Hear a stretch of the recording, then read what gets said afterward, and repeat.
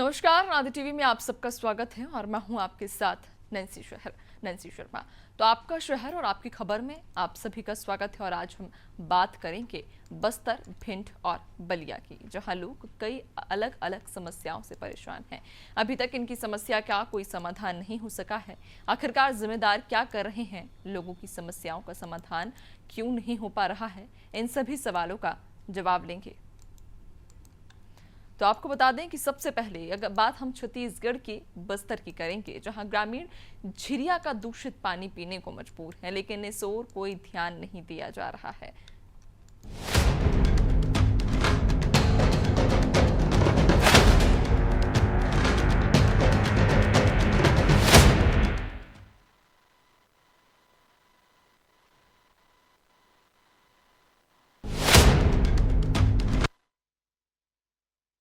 ना आवाज आएगी तो कमांड आएगी तब तो तू करूंगा।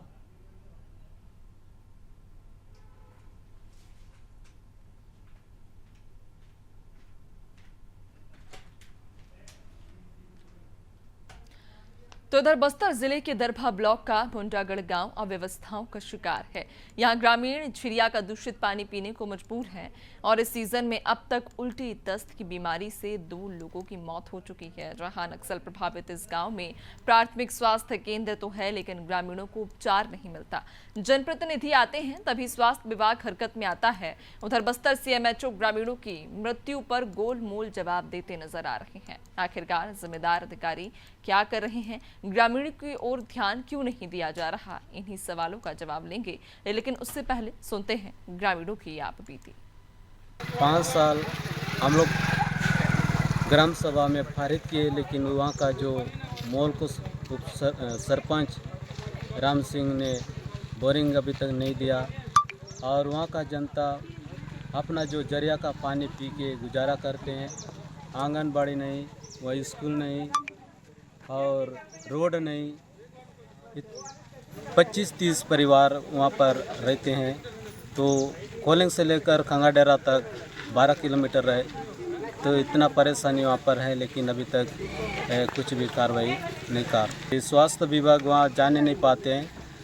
वहाँ का जो खाने वाला पानी हम लोग पीते हैं। बोरिंग नहीं, न वह कुआ, न तालाब नहीं, कुछ नहीं। पहले भी लगी, 2-3 दिन से लगी हुई है। जो गुरुवारी थी 80 साल की, उसकी डेथ हाइपरटेंशन से हुआ है। उसको दस्त की बिल्कुल हिस्ट्री नहीं थी और 2 लोग संधू की डेथ हुई 40 साल। वो यहाँ पर जुमलापाल मेडिकल कॉलेज में एडमिट था। उसकी डेथ 27 तारीख को हुई थी। 27 पिछले महीने की 27 तारीख को हुई थी और एक डेथ 22 तारीख को हुई थी। तो अलग अलग जगह पर अलग अलग समय पर हुई है। क्या कारण निकल के आ रहा है जो मेन है? मेन कारण तो उनके फूड में मतलब खान पान में कुछ कमियां थी और पानी की खराबी से हो सकते हैं। तो हम लोग ने पानी का सैंपल भी कलेक्ट किया और पीएचई डिपार्टमेंट को भेज दिया। एक ही परिवार के 2 सदस्यों की मृत्यु हो गई है, समधू राम नाग और पद्मा नाग की। हमने तुरंत सीएमएचओ से बात की, बीएमओ से बात की कि भाई आखिर ये बीमारी का फैलने का कारण क्या है। प्रॉपर इलाज नहीं हो रहा है, प्रॉपर देखरेख नहीं हो रही है। उसी समय हमें एक और जानकारी मिली कि इसी परिवार की और एक महिला गुरुवारी, उसका भी निधन हो गया है। ये बड़ा संवेदनशील क्षेत्र है। स्वास्थ्य को लेकर शासन, प्रशासन, चिकित्सा विभाग को बहुत अलर्ट और मजबूत रहने की ज़रूरत है। तो आपने देखा किस तरह से यहाँ पर ग्रामीण पीने के पानी के लिए परेशान हैं। कई बार जनप्रतिनिधियों तक उन्होंने अपनी मांग रखी, अपनी समस्या को रखा, लेकिन आज तक उनकी समस्या ज्यों की त्यों बनी हुई है। जमीनी हकीकत को और अच्छे से समझेंगे, जानेंगे। सहयोगी हमारे रवीश शर्मा बस्तर से हमारे साथ में जुड़ चुके हैं। रवीश, विस्तार से सबसे पहले आप इस पूरे मामले को समझाइए कि कब से ये समस्या इस क्षेत्र में व्याप्त है, कितने लोग परेशान हैं और उस समस्या के निजात के लिए अब तक क्या कुछ कदम उठाए जा चुके हैं? जी, मैं आपको बता दूं, जो मुंडागढ़ गांव है, एक दरभा ब्लॉक है। ब्लॉक के उसमें कॉलिंग जगह है जो घोर नक्सल प्रभावित क्षेत्र है, जहां पर नक्सलियों का एक आराम गृह माना जाता है। क्योंकि नक्सली चाहे जिस तरफ में बस्तर के किसी भी कोने में दुर्घटना करके किसी भी प्रकार के चीजों को विस्फोटक अंजाम दे करके नक्सली घटनाओं को अंजाम देकर के और उस क्षेत्र में जो है अपना आराम गृह बनाए हुए हैं, क्योंकि वहां से सटे हुए क्षेत्र है जो उड़ीसा की बॉर्डर, वहां से पहाड़ी क्षेत्रों के माध्यम से जो है 15 किलोमीटर की दूरी से जो है उड़ीसा की बॉर्डर लग जाती है। इसके कारण जो है वहां पर विकास को लेकर के प्रशासन का किसी भी तरीके का जो है चीजों को वहां तक मुहैया कराना, पहुंचाना बड़ा दुर्लभ हो जाता है, क्योंकि वहां पर रोड, सड़कों के कारण अंदरूनी क्षेत्र में विकास कहीं ना कहीं थम जाता है, विकास अपने तरफ झांकने लगता है कि विकास नहीं हो रहा है। ग्रामीण जो है प्रशासनिक और शासकीय किसी भी योजना का भी लाभ नहीं ले पाते हैं। वहीं सिर्फ एक राशन जैसी सुविधा को लेने के लिए वहां के जो मुंडागढ़ के गांव के लोग जो है करीब वहां से 12 से 14 किलोमीटर दूर आज भी पैदल चल के आते हैं। वहीं हम स्वास्थ्य सुविधाओं की हम लोग अगर बात करें तो स्वास्थ्य सुविधाओं को लेकर के ब्लॉक स्तर पे अगर ग्रामीण जाता है तो रास्ते में ही, क्योंकि रोड ना होने के कारण कीचड़ है, जंगल के बीचों से गुजरना होता है, कोई रोड की पगडंडी जैसा भी कुछ ऐसा नहीं है, निशाना बनाओ और आगे बढ़ो, इस स्थिति में वहां पर जाना होता है और बीच में लोगों की मृत्यु तक हो जाती है। क्योंकि सरकारी आदमी स्वास्थ्य विभाग का वहां जाने से डरता है, क्योंकि नक्सल क्षेत्र है। ऐसा जो है ग्रामीण बताते हैं कि हमारे को स्वास्थ्य की आवश्यकता है, बिजली की आवश्यकता है, मूलभूत सुविधाओं की आवश्यकता है, लेकिन हम चाहते हैं कि यहाँ पर विकास हो, लेकिन नक्सल के कारण कहीं न कहीं नक्सल हो, या फिर हम देखें तो स्वास्थ्य सुविधा को लेकर के कहीं नक्सली भी चाहेंगे कि ग्रामीण क्षेत्र वालों का कहीं ना कहीं थोड़ा बहुत जो है इलाज चलता रहे, लेकिन सुख सुविधाएं उनको मुहैया नहीं हो पाती है। जी बिल्कुल, ये भी जानकारी दीजिएगा रवीश कि लगभग कितने समय से इस गांव में स्थिति इस प्रकार की बनी हुई है और कितना समय हो चुका है ग्रामीणों को इन परेशानियों से जूझते हुए? ये जो घटना हम देख पा रहे हैं कि बारिश का जो मौसम लगा है तब से ही बारिश है, क्योंकि पहाड़ क्षेत्र में बहुत ज्यादा बारिश होती है तो एक साथ ही ऊपर से लावे और मलबे और झाड़ी पोड़ के साथ में रोड बंद हो जाता है।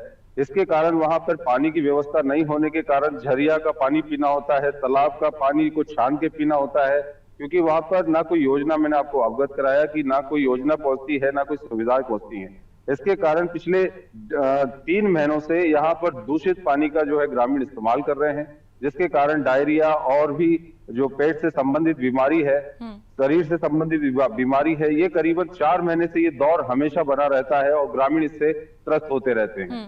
और वर्तमान में जो रवीश, क्या ग्रामीणों के द्वारा या किसी जिम्मेदार के द्वारा इन समस्याओं को जनप्रतिनिधियों के सामने रखा गया, और अगर रखा गया है तो अब तक इनकी समस्या का समाधान क्यों नहीं किया जाता?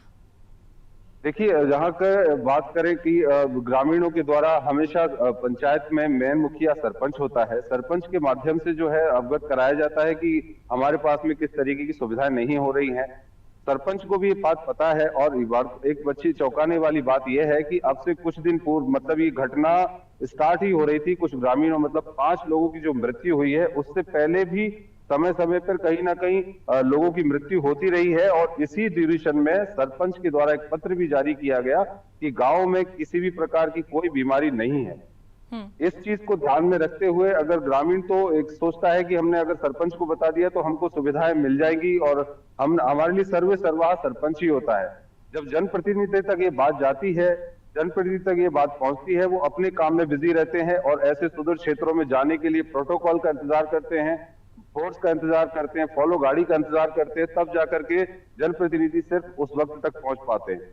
क्योंकि सुविधा ना होने के कारण, ग्रामीण वहां से रोड ना होने के कारण वो जनप्रतिनिधि तक भी नहीं आ पाता और अगले 5 साल का वो इंतजार करता है कि कब जनप्रतिनिधि नेता इस क्षेत्र में आएगा और हमारी समस्याओं को दूर करेगा। लेकिन किसी भी प्रकार की उन लोगों की सुविधाओं को लेकर के कोई सुनवाई नहीं होती। आज भी सुदूर क्षेत्र में लोग ऐसा गंदा पानी और सुख सुविधाओं को लेकर के वंचित हैं। जी बिल्कुल, और वाकई ग्रामीण चूंकि यहाँ पर परेशान है लंबे समय से, देखने वाली बात रहेगी कि आखिरकार कब तक उनकी जो समस्या है उसका समाधान होगा, जनप्रतिनिधि कब इस क्षेत्र में पहुंचेंगे और उनकी समस्या का निदान करेंगे। बहुत शुक्रिया आपका जानकारी साझा करने के लिए।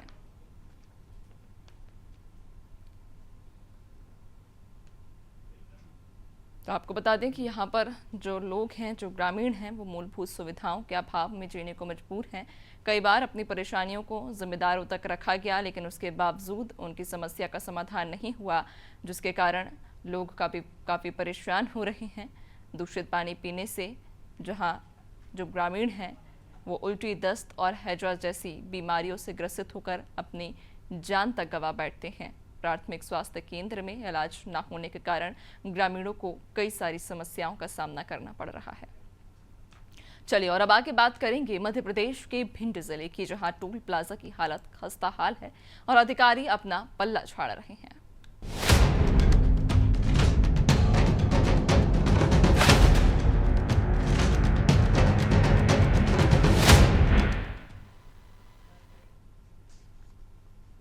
और चलिए बात भिंड जिले के नेशनल हाईवे 719 के टोल प्लाजा की करेंगे। दरअसल बरही पर चंबल पुल जर्जर होने से भारी वाहनों पर रोक लगाई गई थी, लेकिन उसके बाद भी ओवरलोड वाहन निकाले जा रहे हैं, जिससे पुल कभी भी क्षतिग्रस्त हो सकता है। इस टोल की देखरेख पीएनसी कंपनी कर रही है। नियम के अनुसार टोल प्लाजा के कर्मचारी कोई भी कार्य नहीं कर रहे, जिससे लोगों को आने जाने में हाईवे पर काफी परेशानियों का सामना करना पड़ता है। वहीं इस मामले पर टोल प्लाजा के मैनेजर यशपाल सिंह भदौरिया का ये कहना है कि हमारे जरिए लगातार देखरेख की जा रही है। गायों के लिए यहां पर एक काऊ एस्कॉर्ट गाड़ी भी लगाई गई है, जो कि लगातार गायों को हटा रही है और हाईवे पर जो भी गड्ढे हैं उनको भरा जा रहा है। लेकिन इस हाईवे की तस्वीर हम आपको दिखाते हैं और क्या है जमीनी स्तर पर हालात वह भी जानेंगे, लेकिन उसके पहले सुनते हैं कि आखिरकार टोल मैनेजर का इस पर क्या कहना है। हमारी कलेक्टर साहब से मीटिंग हुई थी, उन्होंने बताए थे कुछ पॉइंट्स, हमने उसको नोट भी किया और हमने गाय केचप के लिए बस एक गाड़ी तैयार की है, खुद मॉडिफाइड करवाया उसको अपने वर्कशॉप पे। जो पेट्रोलिंग की गाड़ी के साथ साथ जहाँ भी हमें इन्फॉर्मेशन मिलती है गाय हैं, तो उसमें हमारे बंदे जो हैं ड्यूटी पे वो ले जाते हैं और या तो गौशाला वगैरह में पहुँचाते हैं या उसको ऐसी जगह पहुँचाते जहाँ सड़क से हटके कहीं अलग जगह पर छोड़ा जाता है उनको, जिससे दुर्घटना वगैरह से बचाव। गड्ढे सर ये बरसात से हो गए थे, अब वो मेंटेनेंस का काम जारी है और जल्दी ही सारे गड्ढे भर दिए जाएंगे और काफ़ी हद तक भर भी दिए गए हैं। तो आपने देखा यहाँ पर किस तरह से जो हाईवे हैं वो गड्ढों में तब्दील हो गए हैं और ये गड्ढे अब हादसों को खुले तौर पर निमंत्रण दे रहे हैं। ज्यादा जानकारी लेंगे सहयोगी अखिलेश हमारे साथ भिंड से जुड़ गए हैं। अखिलेश, जो बदहाल हाईवे हैं, जो बदहाल सड़कें हैं, ये साफ नजर आता है कि हादसों को आमंत्रण खुले तौर पर देती हुई नजर आ रही हैं। ऐसे में अगर हम बात इनके मरम्मतीकरण की करें या इनके पुनर्निर्माण की करें, तो क्या कुछ काम अभी इस दिशा में किया जा रहा है? जी नैन्सी, हम बताना चाहेंगे, हम इस वक्त हाईवे 719 नेशनल हाईवे पर खड़े हुए हैं। इस हाईवे पर जगह जगह गड्ढे बने हुए हैं, जो पुल हैं वो पूरी तरह से जर्जर हो चुके हैं और यहाँ पर जो ओवरलोड वाहन है, जो इस चंबल पुल पर रोक लगाई गई, लेकिन उसके बावजूद भी भर्राटे से यहाँ पर ओवरलोड वाहन निकल रहे हैं। ओवरलोड वाहन निकलने का कारण है कि यहाँ का जो पीएनसी कंपनी जो टोल प्लाजा है वह पीएनसी कंपनी चला रही है, उस पर ज्यादातर वसूली के लिए यह टोल प्लाजा पर यहाँ पर वसूली की जा रही है। इसलिए इस टोल प्लाजा पर इस जगह जगह इस हाईवे पर गड्ढे रखे हुए हैं और इस हाईवे पर लगातार प्रतिदिन जो हादसे के आंकड़े हैं वो लगातार बढ़ते जा रहे हैं। पिछले 3 महीनों के आंकड़े में इस हाईवे पर लगभग 100 से ज्यादा हादसा हुए हैं। ये पुलिस रिकॉर्ड में यह हादसे दर्ज हैं और उसके बाद जो रिकॉर्ड में दर्ज नहीं हुए हादसे ज्यादा हो सकते हैं, क्योंकि ये जो दर्ज मामले हैं वो 100 से ज्यादा हैं। इस हाईवे की देखरेख पीएनसी कंपनी के द्वारा की जा रही है, लेकिन बगल से जो पूरी तरह से रोड है वो पूरी तरह से दसक चुकी है। कुंवारी, अभी हम कुंवारी नदी के पास खड़े हुए हैं। इस सड़क पर पूरी तरह से जो सड़क है पूरी तरह से दसक चुकी है और यहाँ पर अभी तक पीएनसी कंपनी के द्वारा इसकी मरम्मत नहीं की जा रही है, क्योंकि किसी दिन बड़ा हादसा हो सकता है। जो अगर कोई ओवरलोड वाहन बड़ा अगर सड़क के किनारे से गुजरता है तो वो सीधा नदी में गिर सकता है।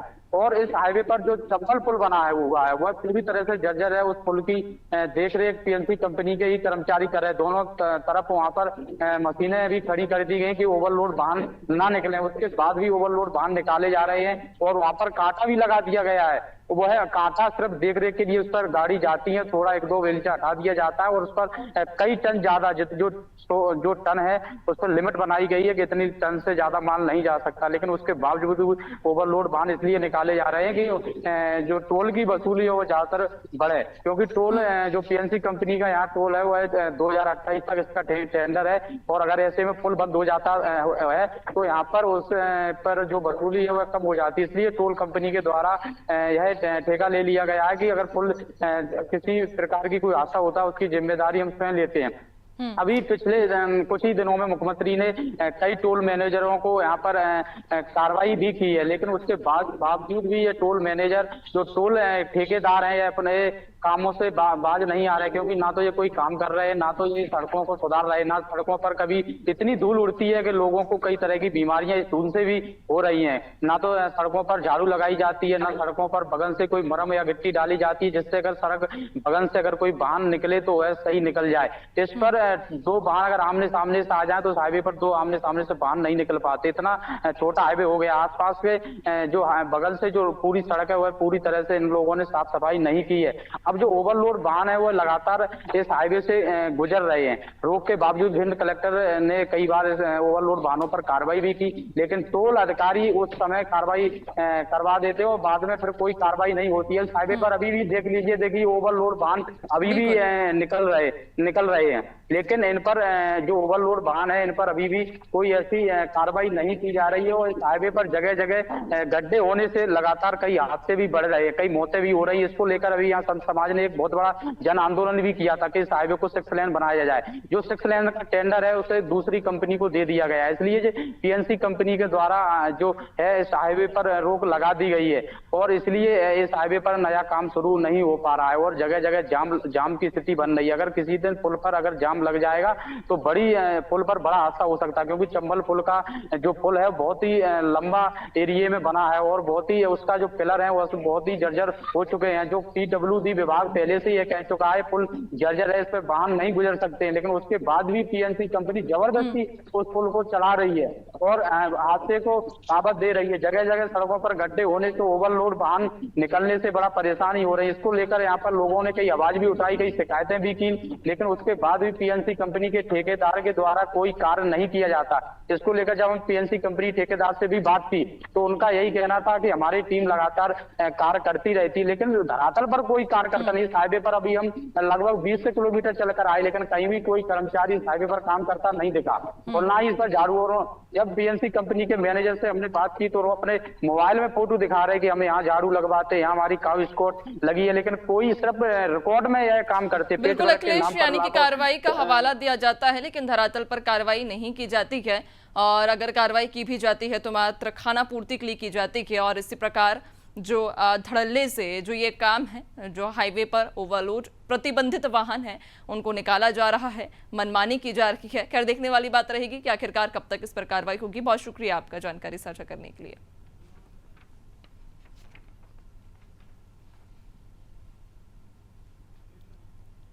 तो आपको बता दें कि यहाँ पर प्रतिबंध होने के बावजूद भारी वाहनों को इस सड़क से, इस मार्ग से गुजारा जाता है। NH 719 टोल प्लाजा पूरी तरह से खस्ता हाल हो चुका है। कहा जा रहा है कि टोल के जो अधिकारी हैं वो मिली भगत के चलते यहाँ अपने मुनाफे को कमाने के लिए प्रतिबंधित भारी वाहनों को इस हाईवे से निकाला जाता है, जिससे कि टोल अधिकारी को अच्छा खासा मुनाफा हो। चलिए और अब बात करेंगे छत्तीसगढ़ के कांकेर की, जहां बनसागर गांव में डायरिया फैल चुका है। अब तक 2 लोगों की डायरिया से मौत भी हो चुकी है।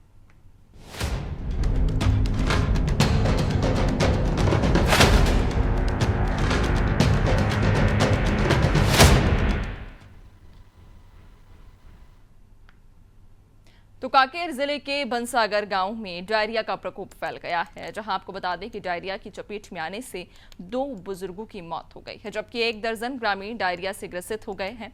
इधर स्वास्थ्य विभाग ने गांव में कैंप लगाकर ग्रामीणों की जांच की है। बताया जा रहा है कि पंचायत भवन के पास हुए बोरवेल से ही गाँव में पानी की सप्लाई होती है। इसी बोरवेल से एक ग्रामीण ने सेप्टिक टैंक बनवा लिया और अंदेशा है कि बोरवेल की पाइपलाइन में लीकेज के कारण डायरिया फैला होगा। वहीं पीएचई विभाग की टीम ने भी पानी का सैंपल लिया है, लेकिन सबसे बड़ा सवाल ये है कि पाइपलाइन में लीकेज की जानकारी पहले ही क्यों नहीं ली गई। आखिरकार मरीजों की संख्या के बढ़ने का इंतजार क्यों किया गया, इन सभी सवालों का जवाब लेंगे, लेकिन उसके पहले सुनते हैं ग्रामीणों की आप बीती।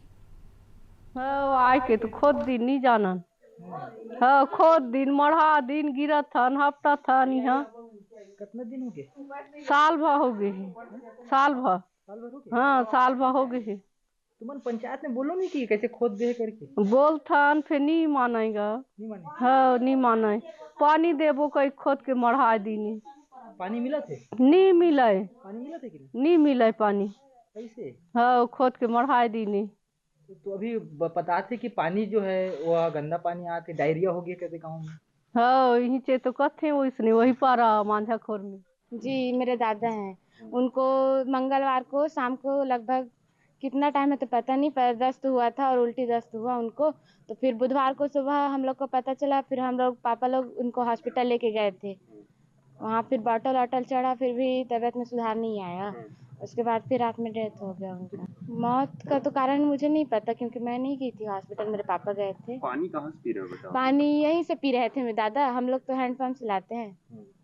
और कितने दिन हो गया तबीयत खराब हुई? तबीयत खराब हुआ मतलब मंगल को हुआ और बुधवार को हॉस्पिटल लेके गए। माध्यम से मुझे जानकारी मिली कि बनसागर ग्राम में जो है डायरिया का प्रकोप है, उल्टी दस्त जो है फैला हुआ है और उसके वजह से 2 लोगों की मौत भी हो गई है। 10-12 लोग जो है इससे पीड़ित भी हैं और लेकिन हफ्ते 10 दिन करीब भी घटनाएं जो है प्रारंभ हुई है, लेकिन प्रशासन के द्वारा इसकी रोकथाम के लिए जो पहल होनी चाहिए वो पहल नहीं की गई। हॉस्पिटल में जो सुविधा होनी चाहिए वो सुविधा उपलब्ध नहीं कराई गई। यहाँ पे भी स्टाफ तो खाली बैठा हुआ है, लेकिन प्रॉपर जो हर घर में जो चेक होना चाहिए, पानी की टेस्टिंग होनी चाहिए तत्काल, ताकि एक पता तो चले कि उसके पीछे रीजंस क्या हैं। तो इसमें भी प्रशासन की लापरवाही साफ नजर आ रही है। तो देखा किस तरह से डायरिया का जो प्रकोप है वो बढ़ता जा रहा है और डायरिया की वजह से 2 लोगों की मौत भी हो चुकी है। ज्यादा जानकारी लेंगे हमारे सहयोगी काकेर से, विकास कुमार हमारे साथ में जुड़ चुके हैं।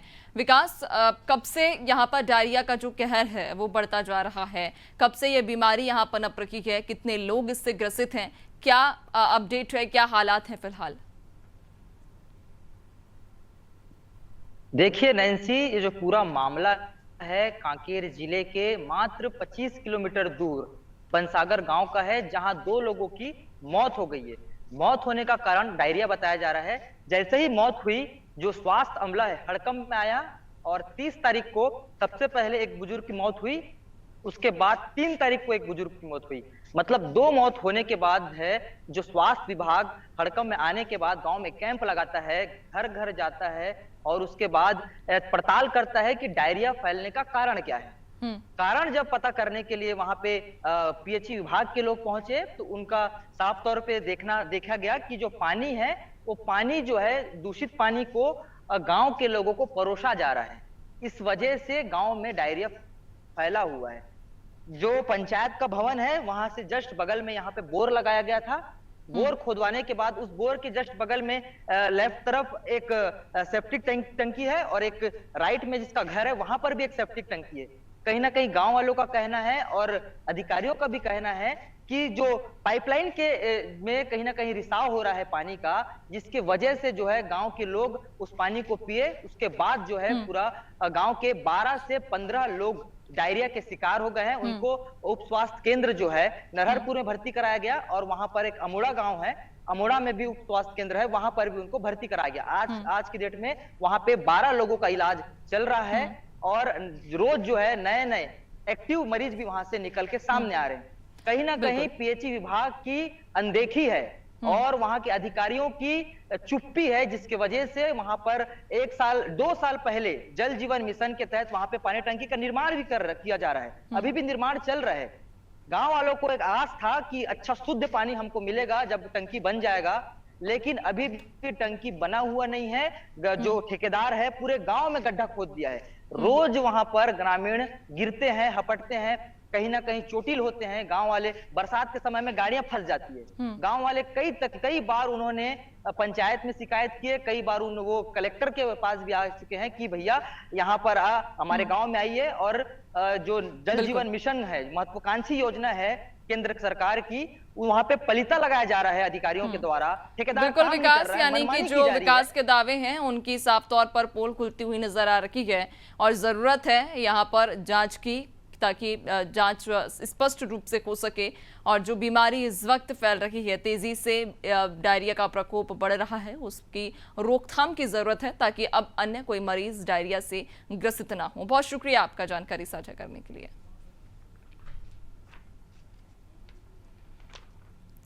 तो आपको बता दें कि यहाँ स्वास्थ्य विभाग लगातार कैंप लगा रहा है, लेकिन उसके बावजूद भी मरीजों की जो संख्या है उसमें कमी नहीं आ रही है। डायरिया की वजह से लगातार मरीज ग्रसित हो रहे हैं। और फिलहाल आपका शहर आपकी खबर में इतना ही। बने रहिए अनादि टीवी के साथ। नमस्कार।